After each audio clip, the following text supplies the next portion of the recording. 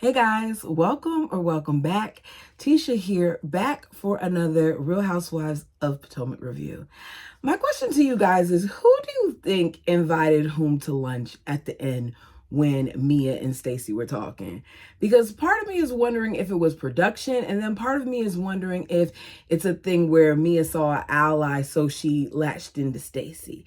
Because something about this thing where Mia meets up with her just to continue to talk about Gordon spiraling and how he's lying.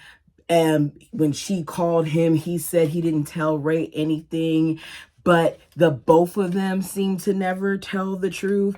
And she seems to lie every time that she opens up her mouth. And Stacey and Mia, who've never had a scene like this where they go out to eat, now all of a sudden just decide that we want to go out to eat to discuss the injustice that was done to Mia. It's not rubbing me right. But I think that it did what, Mia wanted it to do, because it clearly turned into something else. I like Stacey, but the last 5 minutes of this episode, Stacey was messy. Stacey was messy. Because you can't sit there and talk about how Karen should support her friends while throwing Karen, who's supposed to be your friend, under the bus by disclosing information, not just about Mia to Mia, but information about Wendy to Mia that Karen had stated. That doesn't seem very friend-like to me either.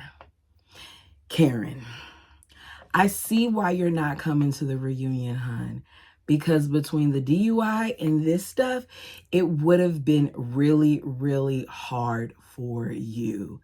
Go ahead and do me a favor and hit the like button as we jump into this review.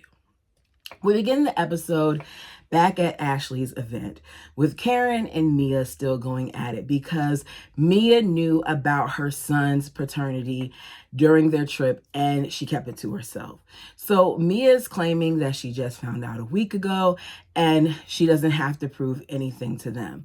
I do agree that it's her business, but I don't agree that she doesn't have to prove anything to them. For the simple matter that her and Gordon decided at some point to bring this mess on the show, because whether or not she initially brought it to the show or he brought it to the show, at some point, once it was mentioned, Mia could have cut it. Mia could have told them to leave that out. Mia could have refused to talk about it this season. We've seen it done in other franchises where people have refused to discuss something and they're still on the show. So why is it that Mia, if you were really, really trying to protect your kids, did you make it so that this couldn't get put out there? It's messed up that she's always known who the father of her child is, because did she not tell us that she did in vitro? Did she not say that Ink is the one who thought this, and as time went on, it just changed? And she allowed this whole storyline to go on. So I'm not going to sit here and feel sorry for Mia that's always been a liar. So Stacey tells us that she just, I don't get why they are choosing to discuss this now. I feel like Mia is being ambushed. And two people calling you out, in my opinion, isn't an ambush. It's two people asking you. And for real, Mia was the one who kept going and going. Yes, Karen was saying things, but Mia was going on a tangent before Karen could even get everything out. Mia repeats that Karen needs to focus on her DUI and sleeping with guys that open their penis. And I'm like, okay, I get what Mia was trying to say there. Mia, you can't talk about Karen's cheating when you're a cheater too. You're a married woman on a show currently with the whole guy that you were cheating on your husband with. And then now you're supposedly getting divorced from your husband while seeing said guy. Like, you're in no position to call out Karen on what she does outside of her marriage. So Mia acts like she's about to leave. Stacey follows her, tells her don't go, that she needs to clear things up because they're calling her a liar and she should speak up for herself. And Mia's like, they don't need to be questioning me. What they need to be questioning is, Karen with the whole Raven situation. Where did that come up? Where did the Raven situation come up? Did Gordon tell her all the things that happened during that conversation or not? Because it's kind of odd that she knows that, but she was unaware of the paternity thing. It's not adding up to me. Maybe I'm reaching. Y'all tell me what you think. So Karen points out that while looking at this whole situation, she's realizing that Stacey doesn't have her back. And she's not telling Mia to stop saying disparaging things about her. I agree. In this instance, she did not have your back for that reason and that reason alone. But there have been times where Stacey did stand up for Karen. Wendy sees, I guess, that Karen is bothered, or maybe she sees that she's over there too long coddling Mia. I don't know. But she's like, whose side are you on? We're not young. We're not in elementary school. We're not in middle school. I don't think that that's something that matters. Stacey says she's on the side where you don't talk about people's children. Stacey, did you mention that when it came to Giselle's daughters? Or did you even say it right then and there when Mia spoke about Raven? Yes, she's not a kid, but she's Karen's kid. So are we picking and choosing when this is a thing? The show begins. We see all the performers, and then Ashton P is announced. Ashley comes out. She does her performance. She looks good.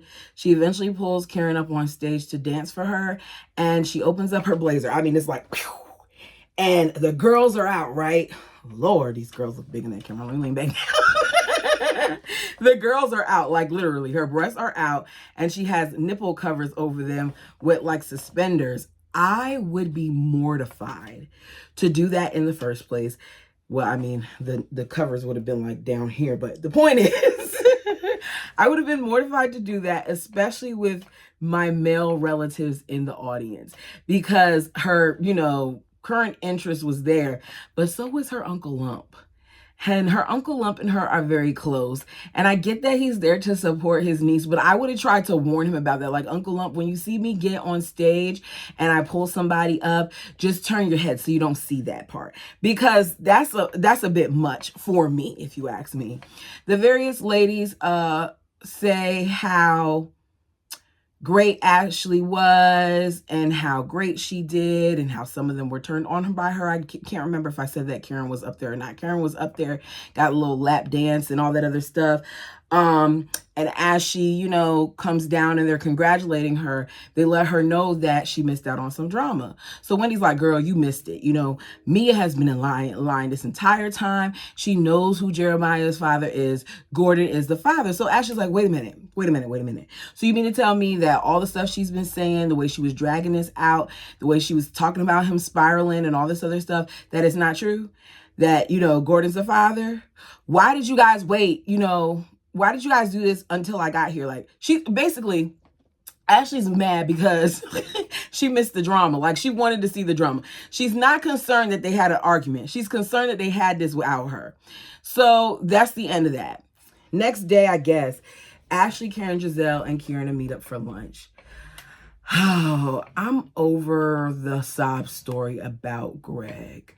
Key, you are really doing yourself a disservice, girl, by not utilizing this time to promote your business. I think I said it again last episode, but this continued focus on Greg is so disappointing, especially because it's clear that he doesn't want you on the show and that we still don't know a whole bunch about your services. Like, we should be seeing footage of you in your building, being the boss that you are, seeing, clientele, things of that nature, making decisions. But instead, we're getting a whole bunch of the same mess with you and Greg. For the past couple episodes, you talking about how Greg has a problem with filming and you and Greg aren't getting along. So the four ladies are having lunch. Karen says that Mia was defaming her character the entire time at the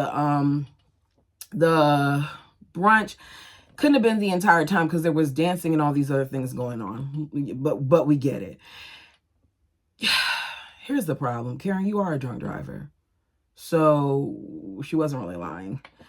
Giselle says that she feels like Mia has bamboozled her since the beginning. From day one, Mia is who Mia is, and Mia was a liar. So I don't know why she's so surprised. I think that because of everything else that was going on, Mia was allowed to get away with things that she shouldn't have got away from. But because they had such disdain for other ladies, and now those ladies aren't on the show, Mia doesn't have anywhere to hide.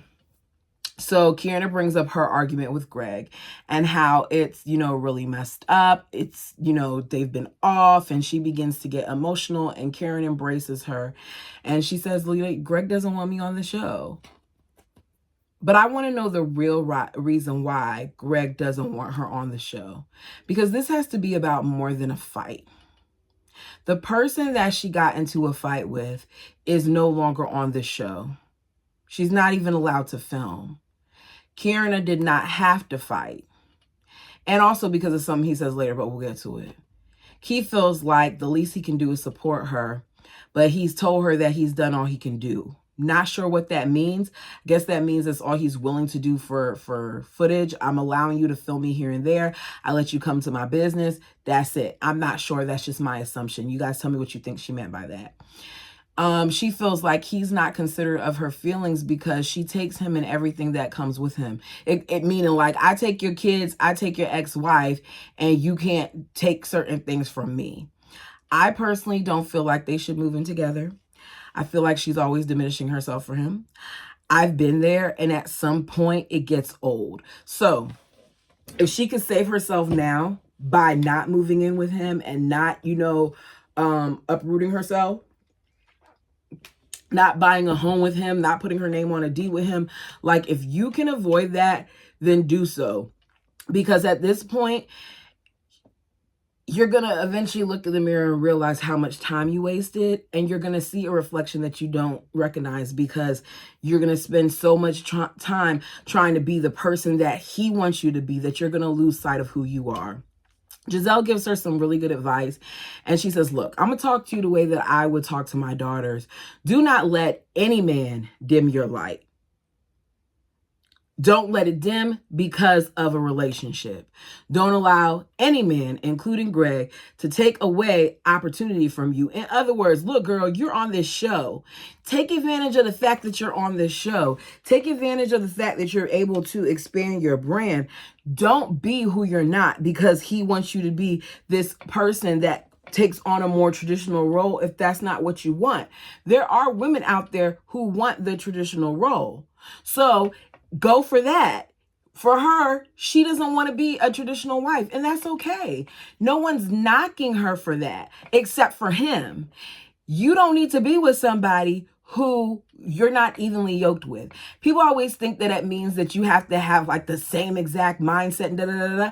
No, it's morality. It's all of those things. Like, it's a whole combination of things that encompasses that. So if gender roles in a home isn't matched up, then you're not equally yoked. If he feels like you should be at home and you should be cooking all the time, whereas you feel like it should be a 50-50 thing, then you're not matched up. Like, there's things that he seems to not want to compromise on, and that is a problem. He's older than her, and I just don't know what she's doing. I don't want her to waste any more time because she seems like a really good person. So she's wondering if she should even move in with him, and that's an easy answer: no.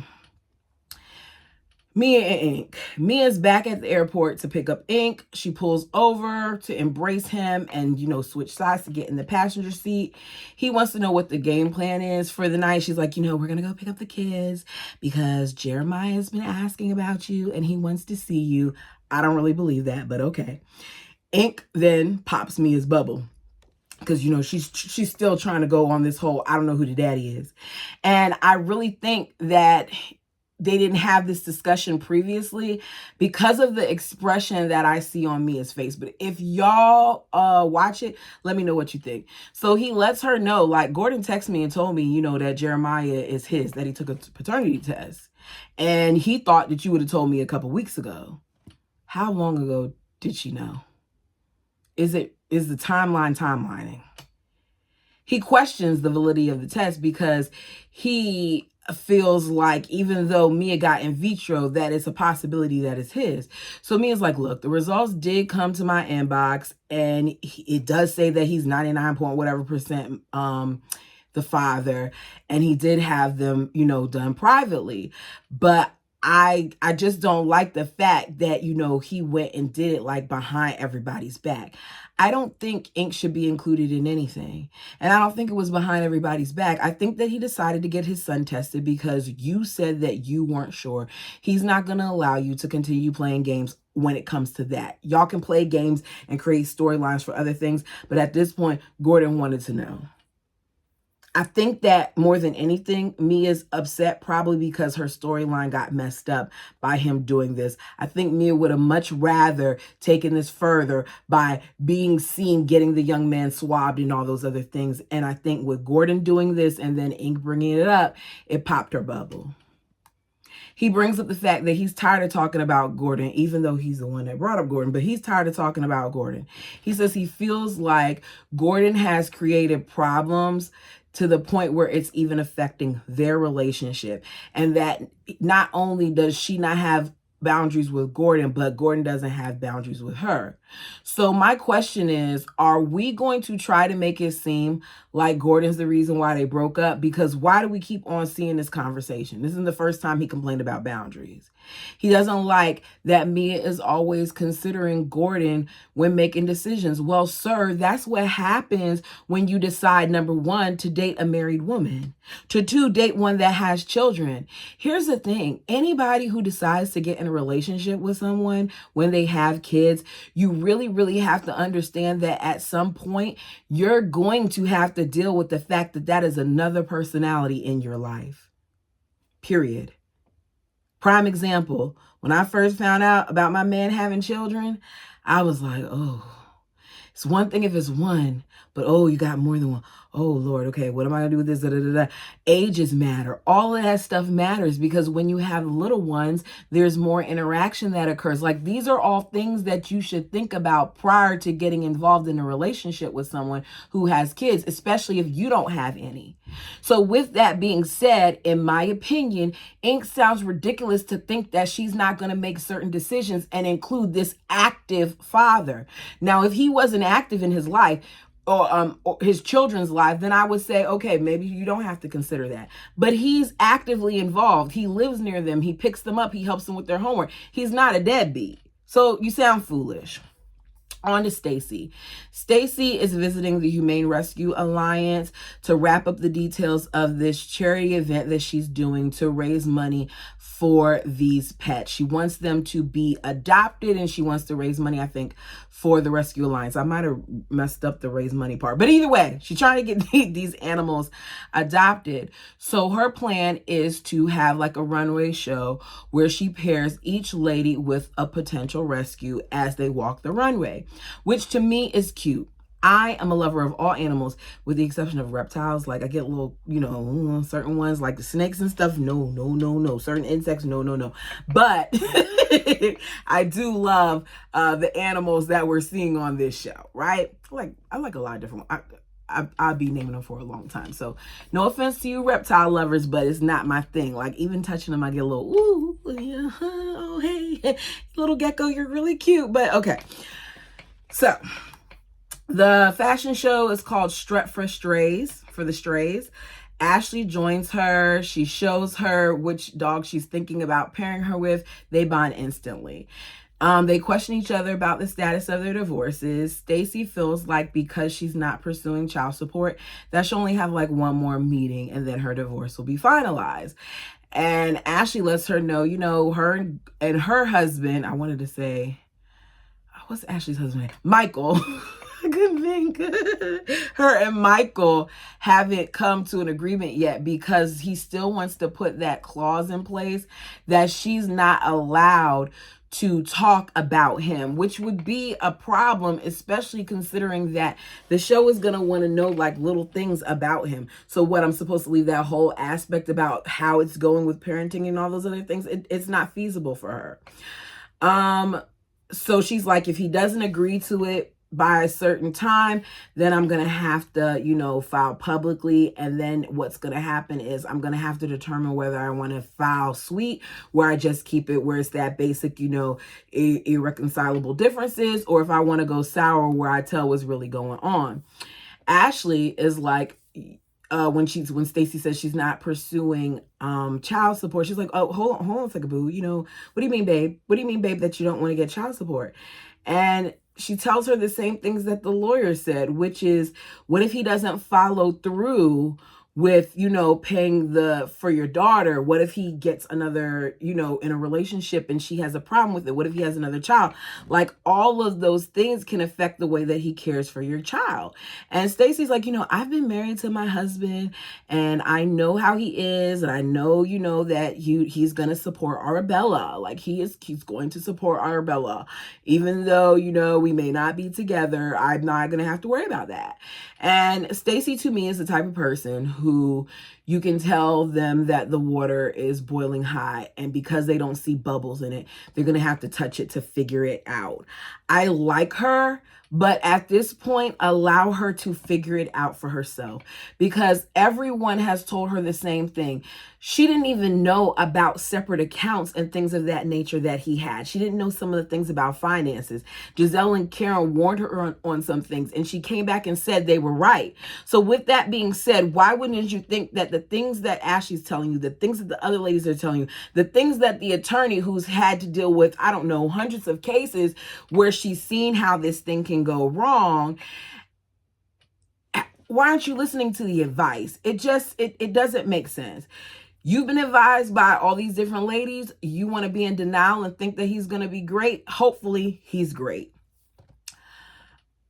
Next scene. Kierna and Greg, they're heading to their lunch date. They're in the car. Kierna, is making small talk. She's making sure that they have footage, and she's talking about how rough the last few weeks have been. She's like, it's been overwhelming, and it's crickets. There's no response. She's like, no, you don't want to talk on camera? Girl, that's exactly what it is. Because in his mind, y'all already have spoken about this, so why are you bringing this up again? He seems to me like the type of person who is his way or no way. And the fact that she's doing this, she's going to hear about it later. So once they get to the restaurant, they place their orders and their drink orders. Greg says that he feels like they are starting to argue a lot about things that they argued about when they first got together. So if they're arguing about things that they used to argue about when they first got together, that means to me, this is about way more than her being on the show. They're telling us, or she's telling us, it's because he doesn't want to film, but that's not what it is. This is about support and a whole bunch of other things. But we're going to use the guise of show because it's not as hard of a thing to swallow. Like, people can understand, oh, he may not want people to be in his business, but can they understand that we've had issues far before I got on this show? He says he wants her to go with the flow sometimes and to calm the F down. He says the actual word. And when he said it, I felt myself cringe because I do not like the way that he speaks to her, which is why I believe her when she says that with him, she feels like there's no bend, like it's always his way. And she begins to get emotional, and he looking at her like, oh Lord, here we go again. Here this girl goes again crying, which she does cry a lot, but it's because she's not happy with their situation. He's looking at her like he's over it. She has to say to him, like, can you hand me a napkin? Like, hello, I got on makeup, I'm crying here. She doesn't say that, but like, she's crying. Even if she didn't have on makeup, wipe her face. If my child sees tears coming from my eyes, best believe he's like, Ma, you good? He'll grab something, wipe it off my face himself. Like, this is what people who care about you do. So I don't understand how he's just sitting there. So she tells him, like, you tend to be dismissive when it comes to, the way that I feel about things. And rather than listening to her and taking it in, he dismisses her feelings even in that moment. He says, I haven't dismissed your feelings. If I'm telling you, boo, when I tell you how I feel about this, you always just like brush it off. You are dismissing my feelings. Whether or not you feel the same way is irrelevant. These are my feelings. I didn't say this is a fact. I said I feel this way. I feel cold. So because I feel cold and you don't feel cold, are you going to tell me I'm not cold? You see what I'm saying here? Like, he doesn't even take an opportunity to just pause. He keeps saying, I don't dismiss your feelings. I don't dismiss your feelings. I don't dismiss your feelings. Like he wants her to say, you're right. Maybe I'm overreacting, whatever, but she's not. And I'm glad that she didn't change up, because if she feels that way, she feels that way. I'm not trying to go after his occupation, but this isn't a licensed clinical social worker that I personally would want to work with, because I just feel like you're supposed to be able to listen, and you're not listening to her. Now, is he different in his occupation? I hope so, but this is just not a good look for TV. So maybe he does need to get off of our screens. I said this is going to turn into an argument once they get home. Like Ashley pointed out earlier, TV doesn't always help relationships because you are put under a microscope. So we get to this scene at Vivian's boutique where all the ladies are invited to try on the dresses for the fashion show. Stacy has been friends with Vivian for years, so Vivian was happy to assist her in this event. Despite what Karen may have thought, she's not using her. This is a friend that she asked for assistance, and she was happy to help her. So Stacy sent out video invites with her and Arabella. Everyone was positive about it. The response was great, despite not knowing their role, but Karen.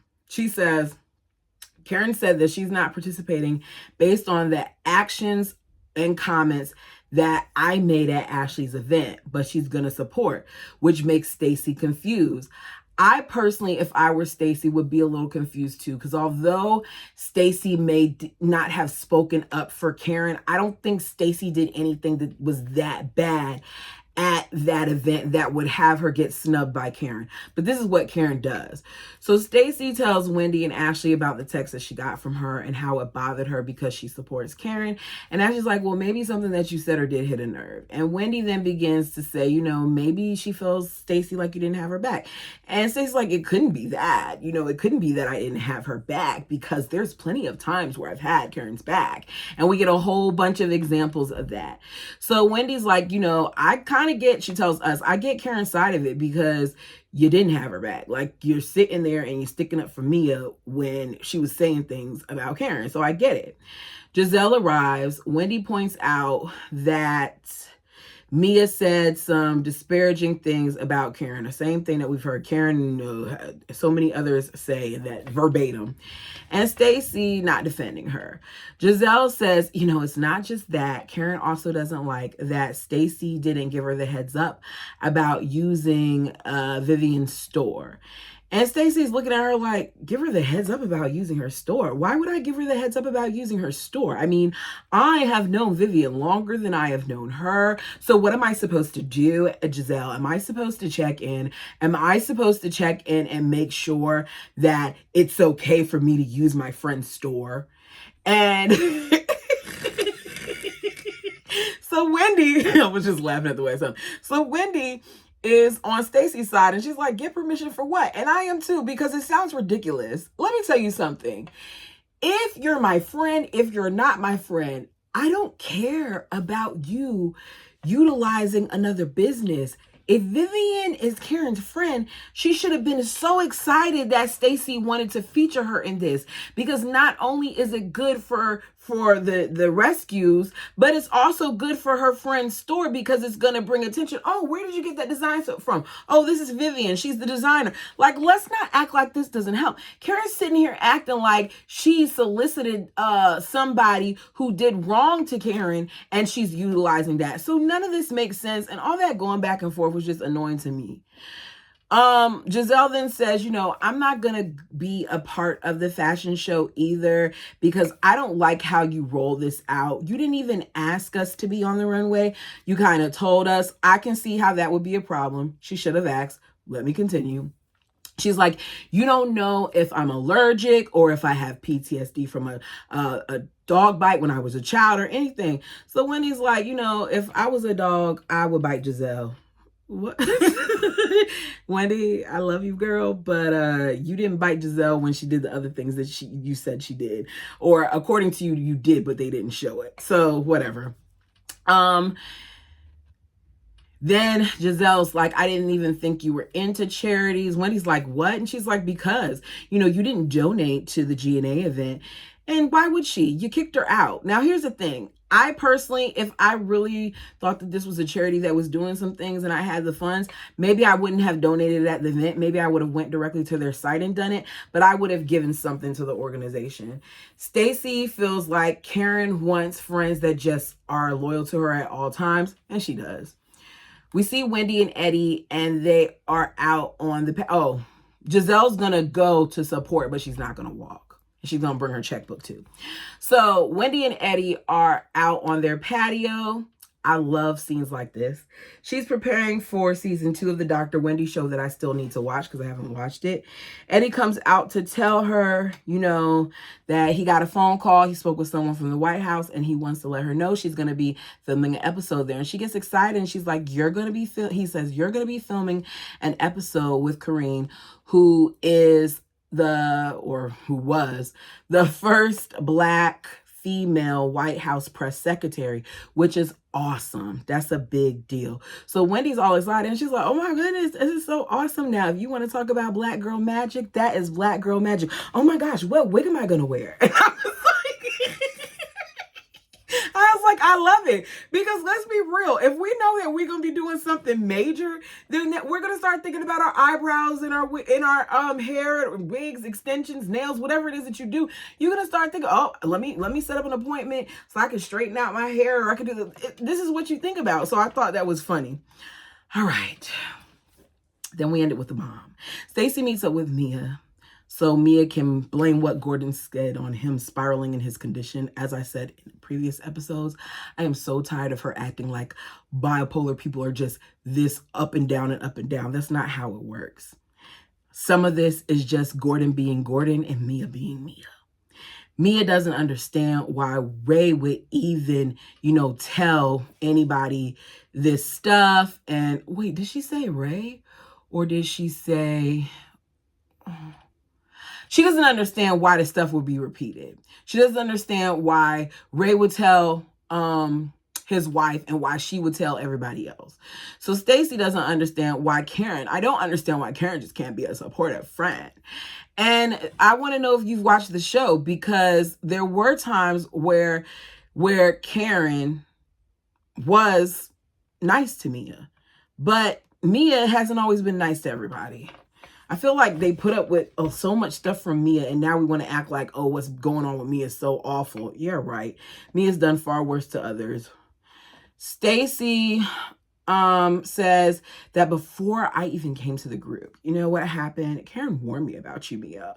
She warned me about you. Karen said you were not Potomac. And Mia's like, well, is Potomac being a drunk? Is Potomac getting DUIs? And Stacey adds, she also said not to be friends with Wendy, and she basically said that Wendy was self-absorbed and, she cannot be trusted. And Mia is like, because you just gave me exactly what she wanted, which was something against Karen. Mia says, Wendy's a girl's girl. Why would she say that? She's a girl's girl.